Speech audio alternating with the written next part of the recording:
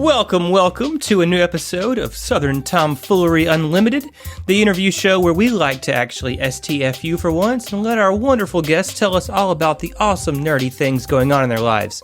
I'm your host with the most, Zach Evans, joined as always by everyone's best friend and your space daddy, Adam Kelly. Adam, you know I gotta ask, how's it going, buddy? Purple. Fantastic. Man, that was a straight answer. I appreciate that. I mean, I'm doing good. I just feel like I always say, I'm doing great, so I'm going to start coming up with random answers to that question. You could stop and just tell me how you're really feeling. You know what I mean? I'm feeling better than I was. So that's good. I'll give you that. Glad to hear that, I was ill, and now I'm feeling a lot more energetic, and really glad to have our guests here. I am too. We got some great guests this time.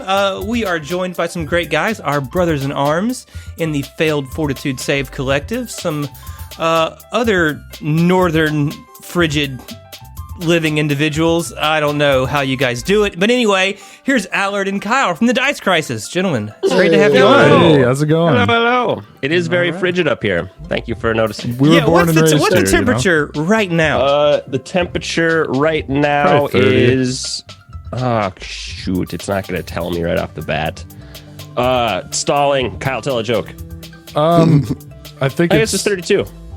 There you 32. go. 32. Right at freezing. It's not bad today. It's right Dude, at freezing. Kyle was just about to... I was about to unleash a whole Unleash a 10-minute great set joke, there. too. Yeah, I was ready. Go for it. I'm sorry. No, I'm good. You want to? All right. You got the floor, Kyle. If you want to give it a go, man. What do you call a cow with two I legs? knew it was going to be a cow joke.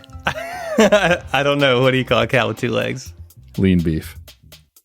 Oh, God. Nice. You stole that. What do you from call a cow with Kennedy. no legs? I saw that my girlfriend loves ground cow beef. jokes. There you go. Yeah. So, Kyle's girlfriend, Kennedy, she has notoriously, whenever she was on stage and needed to stall something, she would tell a cow joke, like all through college. It was great. Fantastic. All right, guys. So, first things first. Tell us about yourselves. Who you are, where you're from, how long you've been playing TTRPGs, how you got into the hobby. Give us the rundown. All right, Allard, go rundown. first. I've said this a few times on different shows, so I'll see if I can keep mine quick. I guess. Wait, how many years ago has it been now? Probably like 4 or 5 years ago now. We started playing in college. Kyle, myself, Michael, Eli, and a couple other people, but they've dropped off. We started on Rise of the Rune Lords. Michael was adamant against D&D, and he was like, "No, we're gonna play Pathfinder. It's cool. It's better. There's more rules. You'll love it." And after like fucking around for a couple years, we all moved kind of down to the cities, and we started picking up again. Got a little more into it. I, for one, got heavy into just like listening to actual plays. And then Kyle and I decided that we wanted to start our own audio recording company. So we bought a bunch of gear, got a space. Things didn't really kick off with that too heavy because we had our own full-time jobs. We've got a couple gigs here and there, but we've mainly kind of focused the efforts of Lossless Productions, it's called, to creating this podcast and like producing some of our own content and stuff. So that brings us to a little over a year, probably a year and a half ago. We started actually recording. Then last December, not 2020, 2019 December is when we started releasing our playthrough of Second Darkness. There we go. Great rundown. So let's talk about the Dice Crisis, right? What's the pitch? What's the show about? You said you're running Second Darkness. What's the vibe? Darkness. Take it away, Kyle. What's our vibe? Darkness is the vibe. I'd say the vibe is definitely very chaotic. A lot of crime related happenings. A lot of situations that are a little more adrenaline inducing. Just kind of get your heart pumping, and we're going after different crime escapades throughout Riddleport. Yes. I guess it's not the only, but the first AP to really take a look at Riddleport as a city for a whole book. The crime, I I guess it was a pirate city turned trade hub, because it's like the last big northern city on the coast as you're starting to go up like north of Varysia. So it became a hub, and now things are a little bit less chaotic now that an overlord that wasn't just trying to also be a pirate has taken over. He's actually installed his own like mercenary system to have guards and like keep a tighter hold on the city.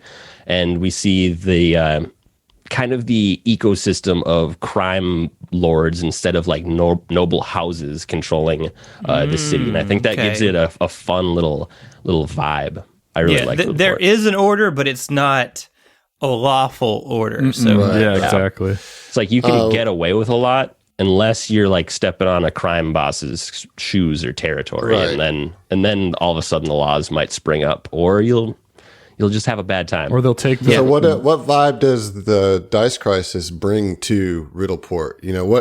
What do you guys bring to Second Darkness into the podcast space? What would you guys say your personality as a show is?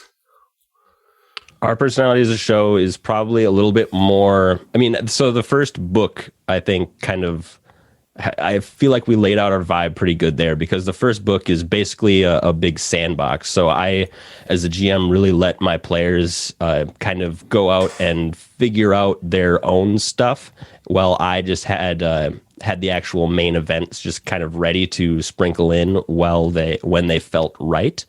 What do you think, Kyle? Yeah, I would say it's definitely more RP focused. I mean, there's obviously combat and situations that happen within it, but it's a lot of RP and just kind of building who the characters were into why they're here and how they're kind of what they're doing together and what their motivation is. So like Allard said, it was very sandboxy, and I think he did a great job of kind of leading us in the right direction while kind of also being like, you're young characters, like what would you be doing? Like what do you want to do? How would your characters be progressing through this town? What are their goals and that kind of stuff?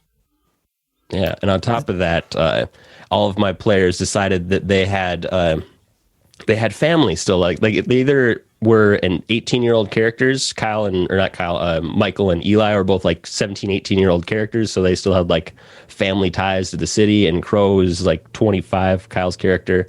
So we got Crow is a half-orc inquisitor. Michael is a elven sorceress with the fiery bloodline.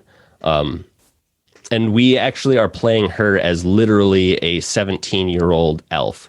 So she got separated very young, and that's like one of the first scenes I show how kind of that separation happened.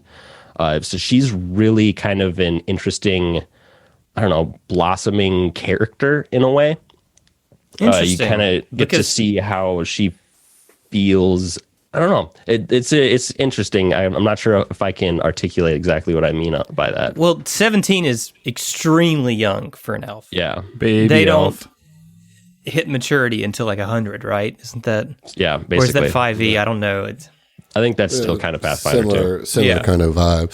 Yeah, I will say that one of the things that y'all do well and kind of is a little bit more unique to the show is taking the time for the in-between moments, we go there's like moment by moment. Yeah, well, there's like a lot of times that would normally be a simple we're going to go from point A to point B, and okay, there we are. But with y'all, anything can happen between point A and point B, Mm-hmm. I mean, whether it be as simple as tripping over a barrel or just talking to some random person on the street like that. You guys do take the time to fill those spaces. And do you think that has anything to do with just having 3 PCs? Is there more room for that space? Yeah, I could see that for sure. I knew that because of 3 people, like there's one less voice to help fill time and bounce stuff off of. But I think I really tried to at least start out like emphasizing those moments in between, because that's where I was able to kind of show little quirks of Riddleport or of these characters, because like there's always random encounter tables, but like the ones in Riddleport isn't just full of monsters. It's like, oh, you run into a prostitute on the street, you're gonna get pickpocketed, you better watch out, you're gonna get mugged or something. Yeah. And I think too, you know, when we started the podcast, I think we were all kind of as a table on the same page of, we really wanted to make it like cinematic in a way, and just kind of, you know, bring the setting of where these characters are to life through those moments. And I think it's been a really fun way to do it. And I think our group is very, very RP focused, a couple more than others maybe, but that was one thing that we really wanted. We wanted to kind of have like that heart of RP in the story. Well, every group's going to have somebody or multiple people who are more RP focused, right? For sure, yeah. Combat focused versus people who are combat oriented. True. Yeah, I got lucky. So like, since we've only played to like one other AP together, really. So we are all my players, me included, were more moldable in that regard. We're like, I don't think anyone had discovered that they really like RPing more than just combat, or vice versa. No one had like decided that, yeah, I'm a mechanics guy. I don't really need to talk to people. I just want to roll dice.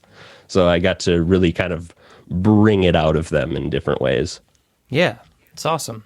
And I was able to do that with the parents that everybody decided that they still wanted to have. I was able to kind of, I don't know, I used their parents to make them feel different things as players. Tug on their heartstrings. Yeah, we've seen those called knives, you know, in the sense of like, there's this like kind of theory around GMing called knives, you know, player knives. And I guess it's kind of 5e is where we first saw this concept, right, Zach? I came across this concept when I was going to run Curse of Strahd, and I essentially asked all of my players to send me a list. I think it was just 3 knives, maybe 5 knives, things that could hurt their character. Gotcha. You know, things that were important to them that could hurt them. And I asked for a list, and yeah, what we could rolled hurt with it. you?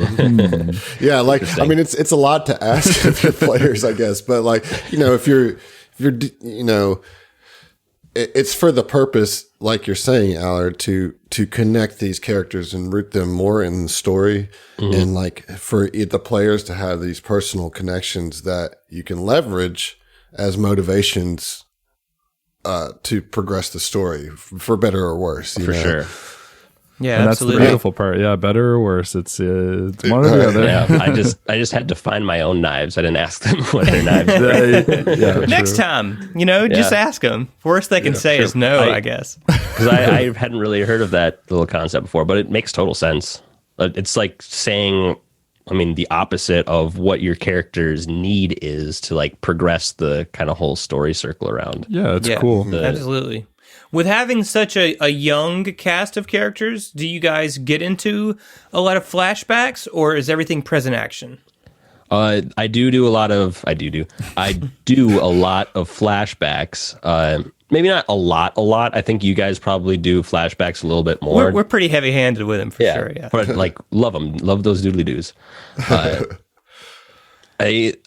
I definitely tried to do them more starting out, so as to give the audience a little bit more insight into the characters, and also it was a way for me to kind of solidify ideas with my players based on what they had told me about their backstory and how I thought it would be better or best, or maybe they nailed it, just well incorporated into the story and can help give them more motivation in the present.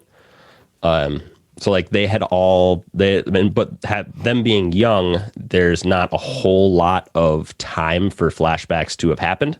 So like, I really wanted like key things, key motivations, like, for Crow, for instance, I wanted to show like the first moments that he's an Inquisitor of Pharasma. So I wanted to show the first moments that he like discovered this power, or like the first time that Pharasma had maybe reached out to him. Eli's Dane, the human investigator, he almost has more of a good parental relationship with a different NPC in the town. So I like wanted to show how they met and where their kind of friendship, mentorship kind of blossomed. I definitely needed to show how a 17-year-old elf got to Riddleport and is being raised by a blacksmith. So they're just like idea bridges that really need to be filled out a little bit more. And I think flashbacks have been a good way to really do that. Yeah, for sure. Awesome. And we have a lot of dream I believe sequences. in it. I think it's a good way to get information about characters out to the listeners or the other players that the character themselves wouldn't necessarily offer up ever organically, you know. Very true. So y'all have been on the scene now for about a year or a little over a year, right? A year and a month. Yep.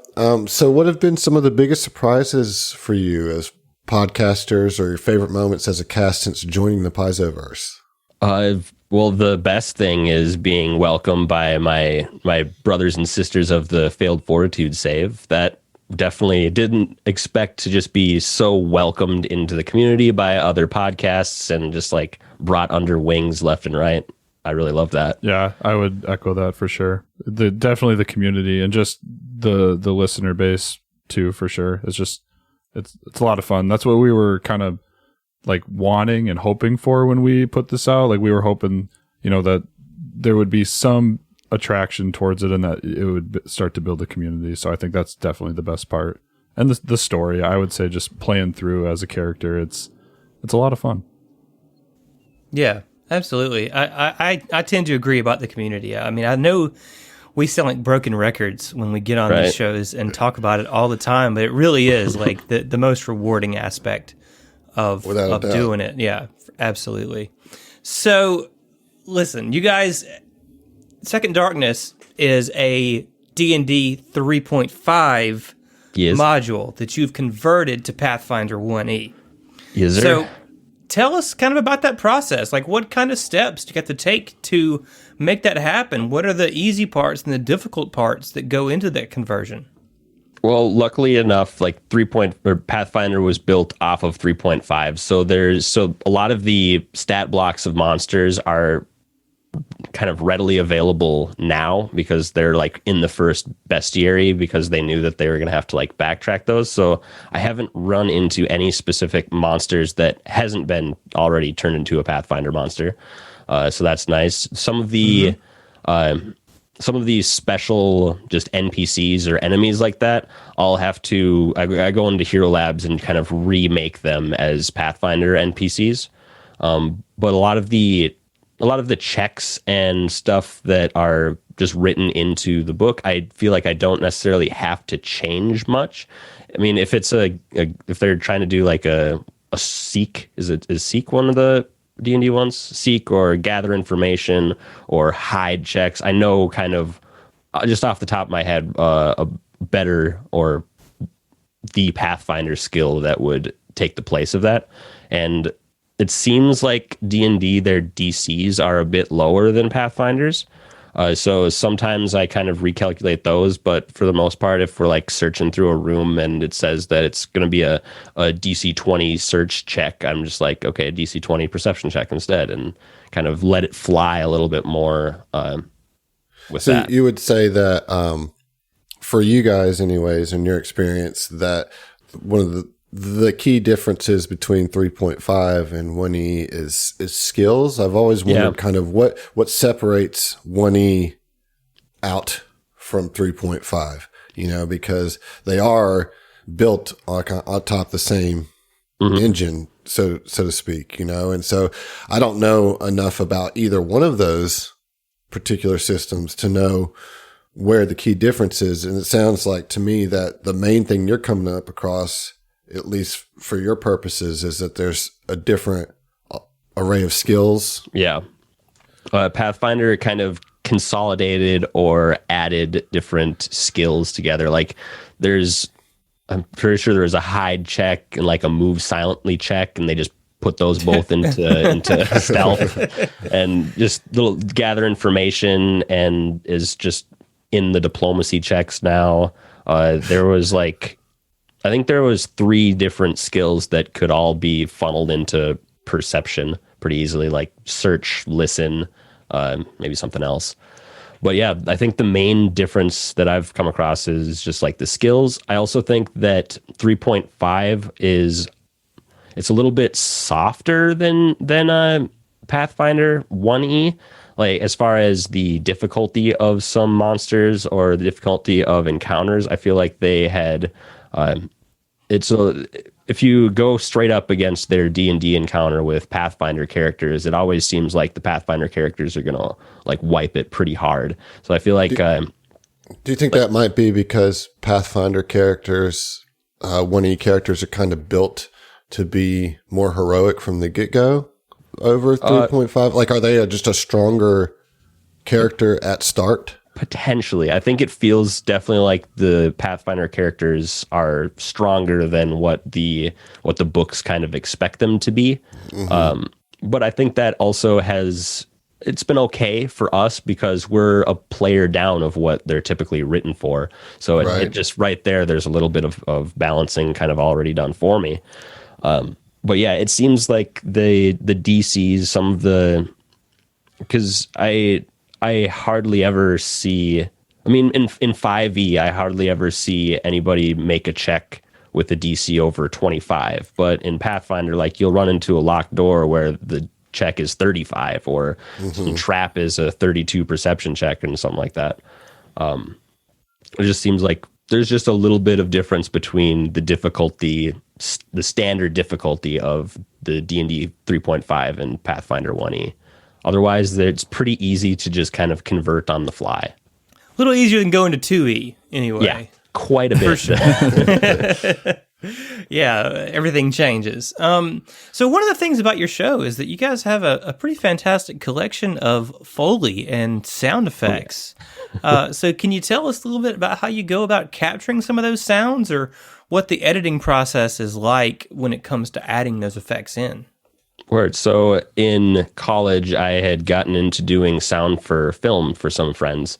And at one point, I was given a big thing of sound effects from one of my buddies. So I had I have a pack of thousands of sounds that I'm able to go through. And then no magic sounds in there. So I just bought a quick video game magic sound effects fantasy bundle. And I've just been kind of working with that. If it's it's fun when I find spells that there really isn't an applicable magic sound for. Like say, it's Firebelly, where you can you get fire resistance for a minute, and then you can spew fire out your mouth. Like throwing together a burp sound with kind of like a fire sound to make different spell effects has been fun. But otherwise, I've mostly just stuck to the tools that I have in front of me, and during my editing process, I'll throw them in. I will say that my first book there are way more sound effects than the continuing books, because I've realized that putting as many sound effects that I had been doing, it at least doubles my editing time, and you kind of have to balance out there. But at the same time, we're now at a point where there's much more combat happening, and there's not as much sitting around a table lifting a drink and making a drink, sliding something over. So there are a few less opportunities now. It's only so many times you can use the sword. Yeah. Exactly. Sound, and right? yeah, Right. sometimes it feels like using that same sword hit sound kind of gets a little old. So I feel like now, instead of trying to fill up everything I can, I'm picking and choosing a little bit more. Yeah. Awesome. Great. Well, yeah, that's one of the really cool aspects of the show, I think. So kind of moving over, Kyle, I kind of want to ask you, man, you play Crow. Yep. Right, and Crow is a Pharasman Inquisitor. Am I getting that right? Yes, he is. So, man, I think Pharasma is a fantastic deity, just a very, very cool deity. So, how has that been for you, getting to know Crow as a character and playing them? What's been some of your favorite aspects of portraying Crow? I think it's fun just with the I chose so Crow is a chaotic neutral character. I think it's fun. He definitely lives in the moment, and he kind of goes, bull rushing into something that he's passionate about, and kind of like hoping for Pharasma's guidance like along the way, and that gets him into trouble or gives him success. But I think it's fun to kind of nurture that as we're going through books and kind of changing and giving him an opportunity to grow and to change and to just live out his chaotic neutral life of running around and doing what he sees fit for the cause that he sees fit. So I think that's the most fun part about it is I'll say he starts out a little bit more he starts out a little more aggressive, and then he kind of tapers off as he grows into what he feels his calling is. So that's been a fun thing to mold. Yeah, I mean that's character growth.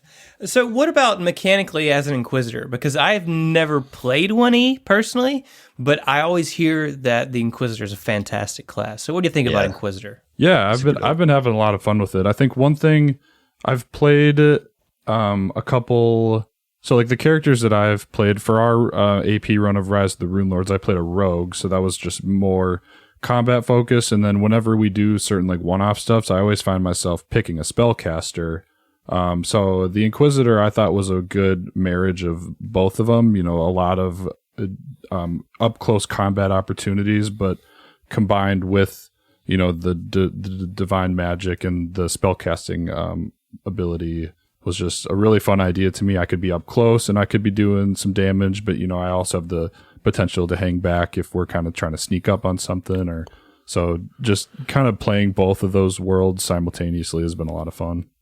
The judgments seem like such a cool feature. The judgments, they're so powerful. They help so much. It's ridiculous. Oh, judgment surges protection, judgment of protection, sacred protection, and all of a sudden I just can't hit Crow anymore, and it's ridiculous. Yeah, I built him around a high AC, and then you add to that AC with a divine bonus or whatever it is, and it's so he's unbelievable. Crow is like a tank, DPS, little bit of healer, like all of those things all in one, and it's been working so far. I've definitely hit him down, but he's crushed way more of my characters than I've put down. So far, well, the versatility, man. That's one of my favorite parts of creating a character is tweaking it to, tweaking the system in order to get some really versatile effects out of it. Be able to fill any slot. Right, I love for that. sure. And I will say he still manages to stump me though. I won't go like too specific, but it's interesting. You build this character not knowing like what you're gonna expect as you go through the AP, and you're like, oh yeah, like I got this bag of tricks. I can do this, and this, and then you get down the road and there's this one hiccup where you're like, didn't prepare for that, and then the whole thing just kind of fizzles, and then you kind of have to start restart at a drawing board, so to speak, and be like, okay, so now what's the move? And it's just that challenge is fun too. Yeah, absolutely, for sure.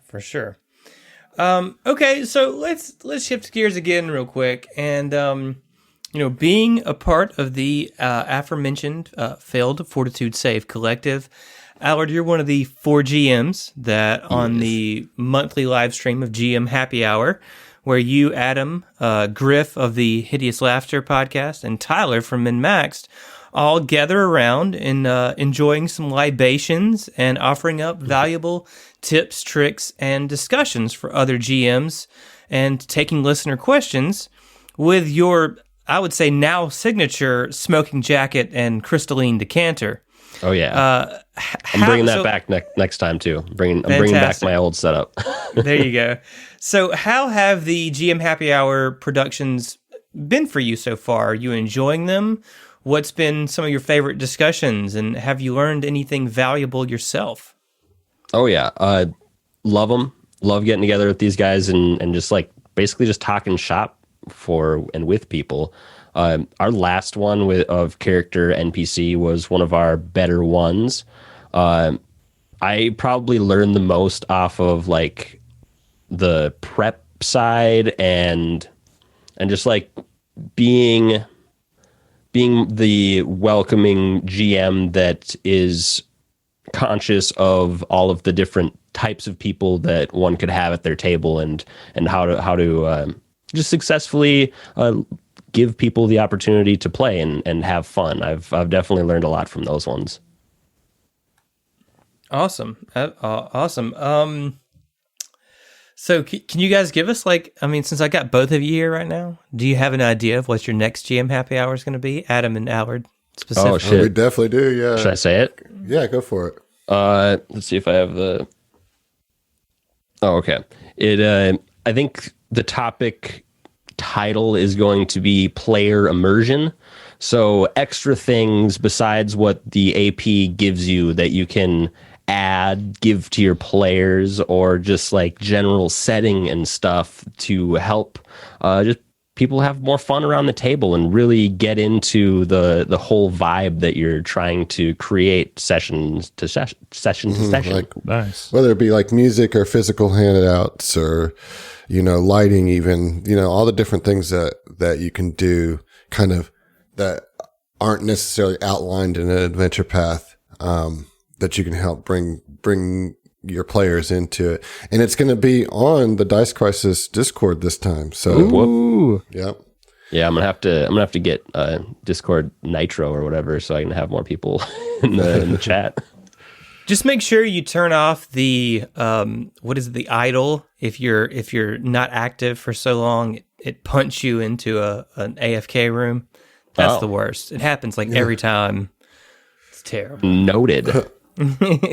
I think, and Something to, sticking with the GM happy hours too. I've been trying to watch all of them, and I'll say that I've never GM'd. That's something that I definitely want to get into, but I haven't thus far. But even as a player, just getting the opportunity to have these 4 GMs kind of talking to each other about how to bring players in and keep players engaged, and just it's a great show for players to watch too, just to understand what's going through your GM's head, what the effort that they're putting into preparing these APs and these modules and stuff. And just, I think watching it has given me a lot to think about as a player to kind of go forward and work some of the tips and tricks you guys are giving, just, aimed at GMs, but I mean, it can be applied to players as well.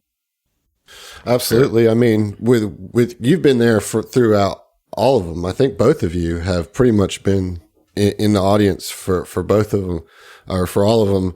And part of that gave us the idea to add the segment of player advice, because, it isn't just about the GMs, and there's tons of GM advice channels out there.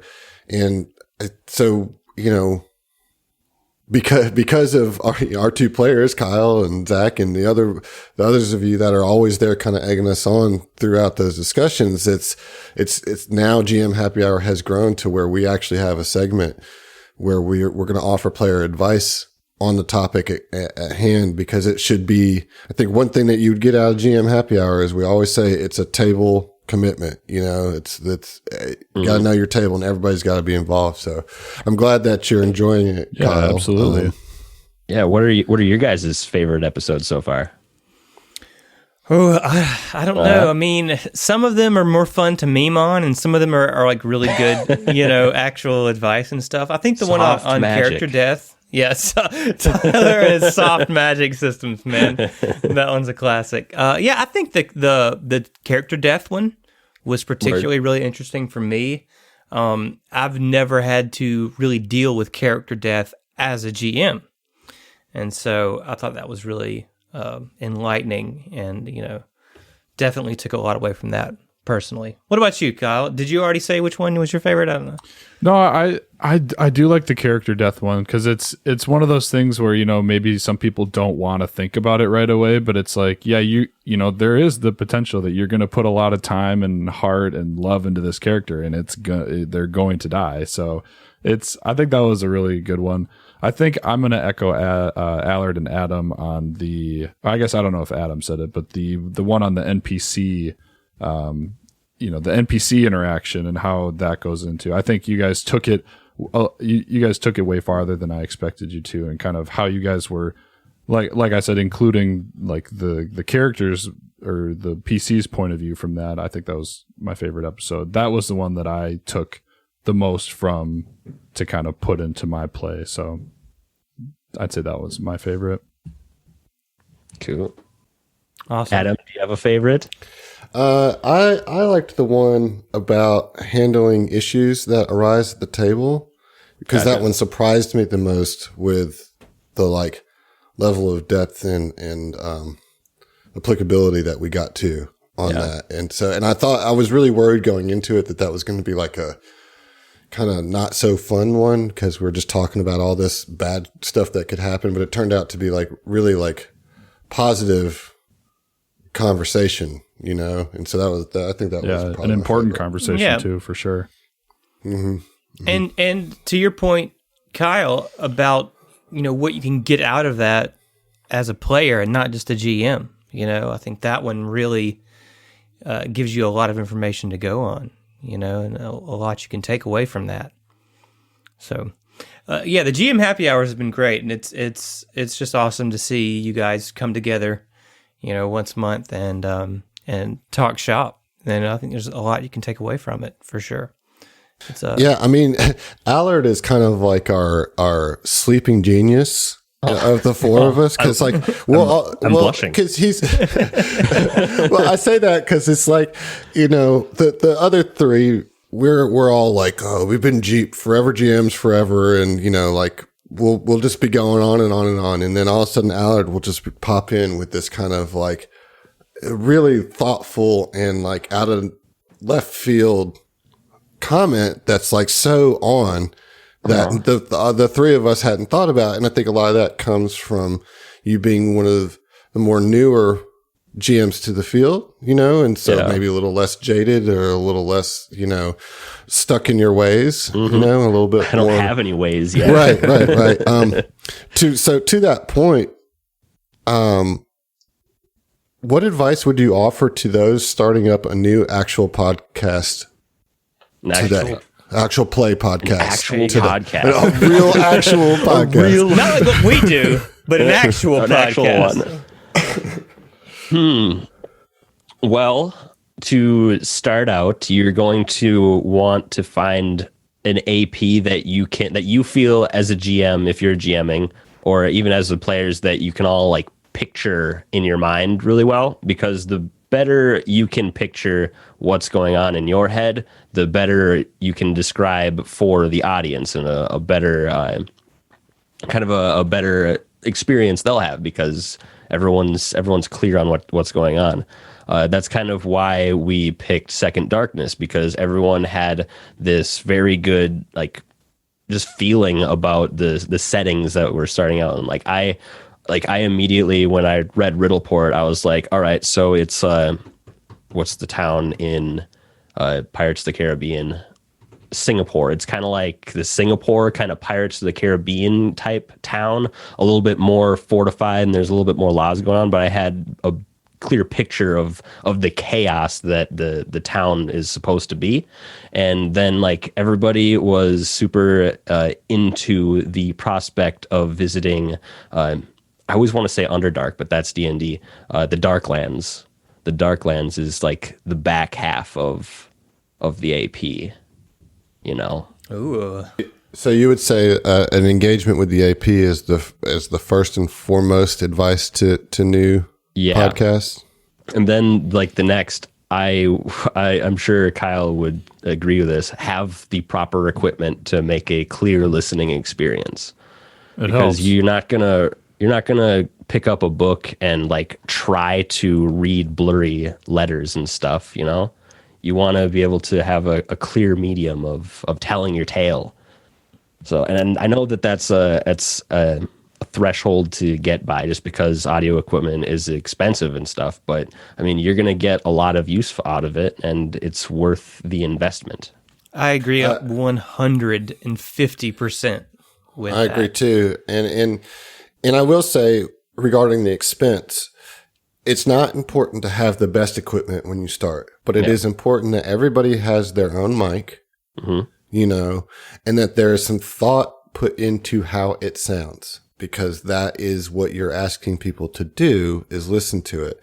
And I'll tell you, just for me, I have a hard time getting past episode 1 of any podcast that sounds like 5 people sitting around a snowball. And I don't mean that to disparage anybody who's doing that, but in a sea of podcasts to choose from, you know, I'm going to gravitate towards the one that's, I can distinctly hear everybody, you know, you know, and I'm not, as I said, I don't expect professional audio from episode 1 from every podcast, but I just want to be able to hear each cast member, you know, and I think that's important. It'd be consistent, you know, like, and I think that's one of the things, like with us, we had differing qualities of mics for the first, you know, 5 or 6 episodes of our show. And then we all standardized our equipment and the audio quality instantly shot up, you know, so I definitely agree with that.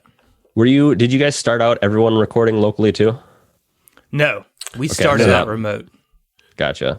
Yeah. Well, like, you mean like recording a direct? Yeah, recording yourself in your house at each person's doing that. So the first 6 episodes, we each had our own mics and everything, because we are all in different cities. But yeah, we pulled the audio from a call much like this, and so there wasn't an ability to individually edit each person.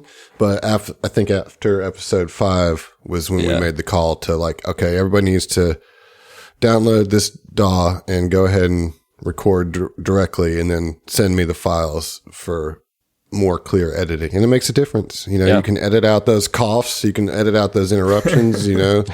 Oh, I have to edit out so many coughs. You wouldn't. I know.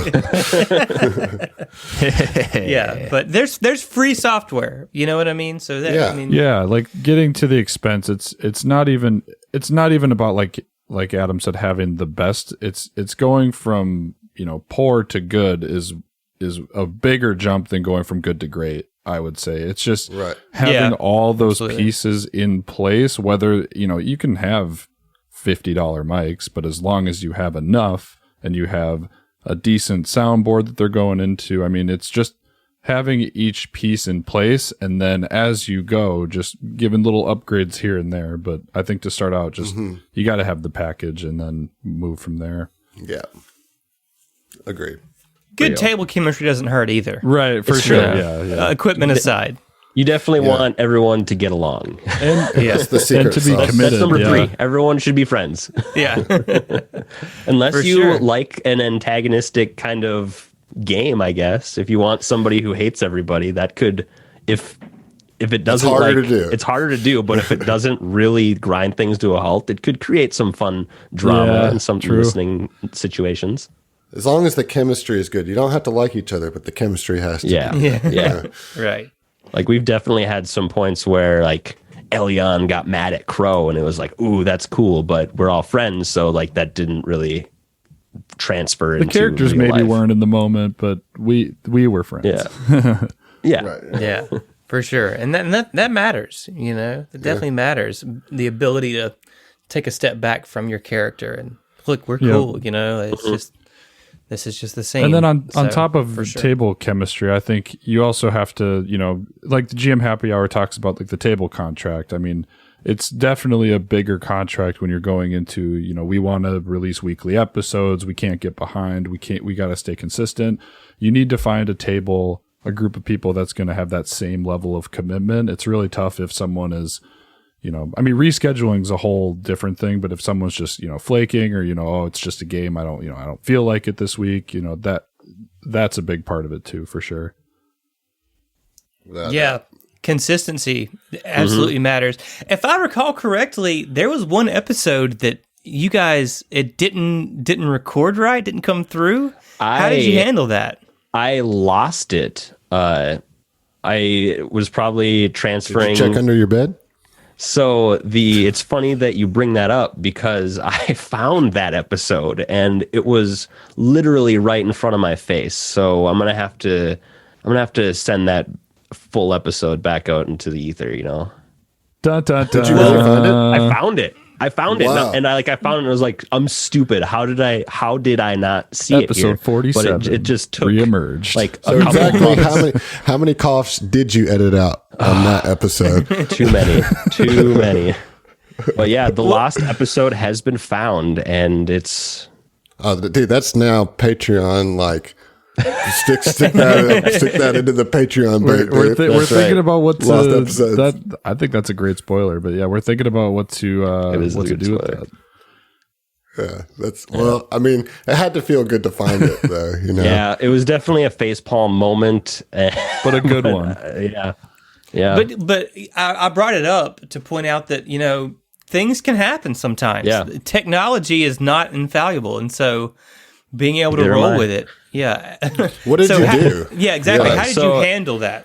So when I realized that I couldn't find it, I pretty much reached out to our Discord and was like, hey guys, I'm just going to be straight with you. I fucked up, lost an episode. So what I kind of prompted, I had an idea of what I was going to do, but I prompted our Discord, just our fans, of what they would want, because it's really like about what they want as listeners and not kind of always what we want to put forth.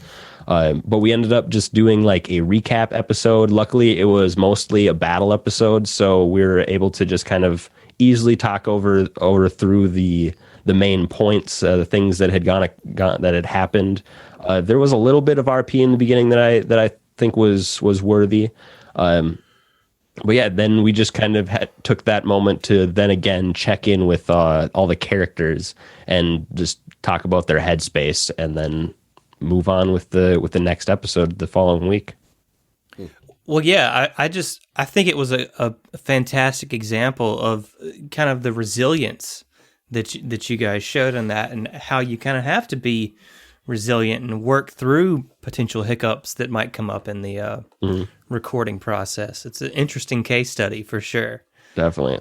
I'm happy that I didn't it wasn't like a recording mess up. It was like, where did I transfer this file? So I feel good about my abilities to record still, but less good about my organizational skills. Yeah, well, it might have prompted a little bit of thought on that, Yep.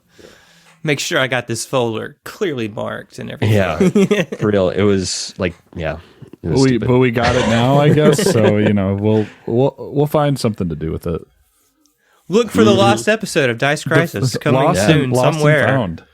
Yeah, we might Heard it here first. I might buy a bunch of I don't know, 1 gig flash drives and just put it on it, and then travel all over the country. And I'm going to start geotagging where I put them and make a big old scavenger hunt. So There you you have go. to go out and find the physical. I like it. Really, That's a real Dice really Crisis. Put the dedication. Yeah, Yeah. that is a real Dice Crisis. Absolutely. So, guys, what are there any plans for expansion for TDC? Do you guys have another adventure lined up? Another system you're considering? What's coming down the pipe? Maybe Kyle wants to get into GMing after all these GM happy hours. Like, what's on the horizon? Kyle, what's on your horizon? What is on my horizon? Yeah, we have. I think our plan for expansion, at least in the the near future, is we're going to start doing a little more just single or like less episode adventures, like a couple modules that we are kind of cooking up. I think I want to GM a one shot to begin with. Just to dip your toe in. Exactly. Just kind of wade in really quick and see how I do. I mean, that's the biggest thing I'm looking for, is how do I do with it? And I'm not expecting to be the best GM the first go through, obviously, but so we got a one shot planned. I don't know if I want to give out what we're doing. Okay. I'll let Allard give it out if he wants to. I'm pretty sure I've already said it Have on you? a different I guess show I'm not before. sure. There's so many shows But that I hey, don't know what beans I spill. I'm pretty sure that one only had like 20 views, so you're probably good to Well, save it, or it's up to you guys. You know what I Yeah. mean? I will defer to Kyle on this one. Well, I guess the one that I want to GM is we're gonna do the Rick and Morty Dungeons and Dragons. Nice.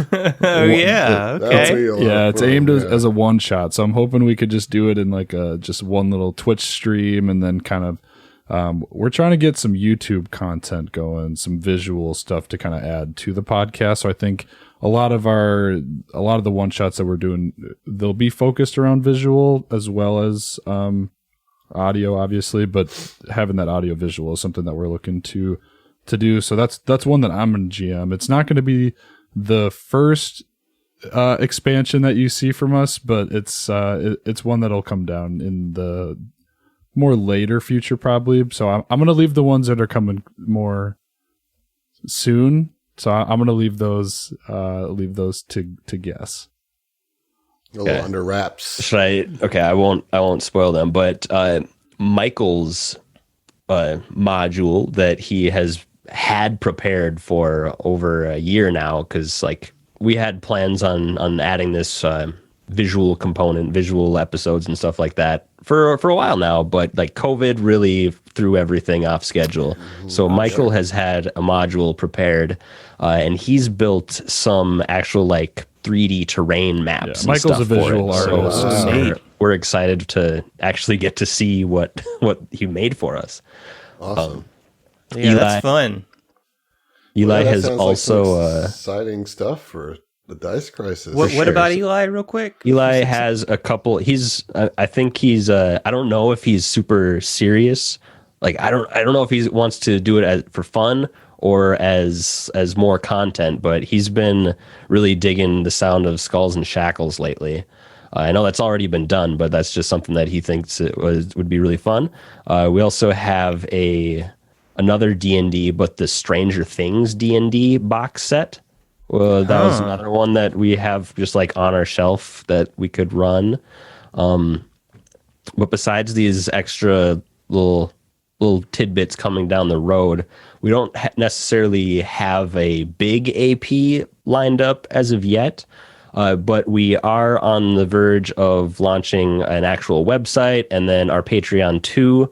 So those things could definitely lead into an actual, maybe a second AP, something bigger than just a couple one shots and modules and stuff.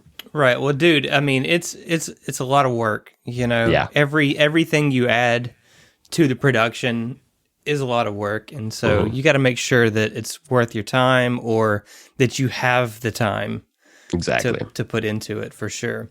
But yeah. So guys, it's actually been great having you on.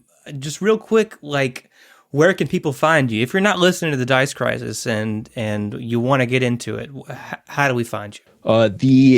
I guess the hub of our current website is just the dicecrisis.podbean.com. That's like our main RSS kind of website right now. Soon we'll have the dicecrisis.com up and running. Michael's putting the finishing touches on that. I just sent him my bio and like our mission statement type thing. So hopefully all those fun things all coming together. Our main social medias are Twitter and Instagram, both at the Dice Crisis. You can find us there. They both have Linktree, little website links in the bio to send you to all the other places. We're on Facebook too. We have a Tumblr that Michael's been adding pictures and maps and player character sheets to. That might be kind of transferred over into the website once that's going. And then the biggest mode is Discord for sure. Our biggest interaction with everybody is through Discord, and you can find links that will never expire in our Linktree little links in any of our social media bios. Awesome. Or Awesome. DM us and I'll send you a special one. Yeah, just hit me up. Yeah. And up? I mean, if they can't find any of that, come into our Discord. We'll shoot you the links. You guys are we'll get you there. there. Yeah, we'll get you there. The Dice Crisis running a Pathfinder 1E conversion of Second Darkness. Kyle and Allard, thank you guys so much for coming on. It's been a pleasure to have you guys. Thanks for having us. Absolutely.